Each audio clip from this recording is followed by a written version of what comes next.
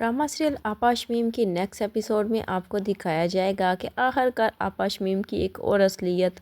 अब्दुल बारी के सामने आ जाएगी, क्योंकि वो अपनी मुलाजमा से जब मिलेगा कि तुमने काम क्यों छोड़ दिया, तो वो मुलाजमा अब अब्दुल बारी को बताती है कि मैंने काम नहीं छोड़ा था, बल्कि आपा शमीम ने मुझे खुद घर आने से मना किया था। तो अब्दुल बारी के सामने अब यह हकीकत आ जाती है कि आपा शमीम जानबूझकर कशफ को तकलीफ़ पहुंचाना चाहती है और इस घर में फसाद डालना चाहती है और सबके दिल में जानबूझकर कशफ के लिए गलतफहमियां पैदा कर रही है।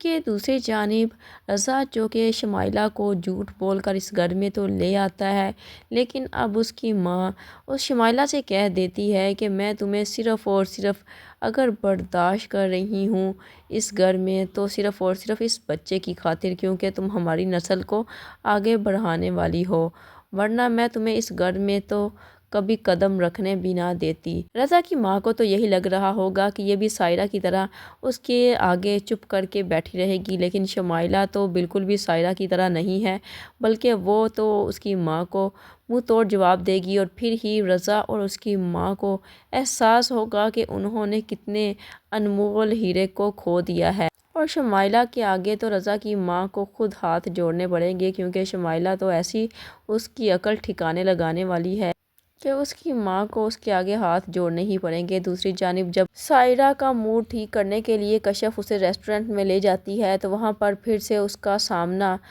रज़ा और शमाइला से हो जाएगा और फिर से सायरा की हालत बहुत बुरी हो जाएगी।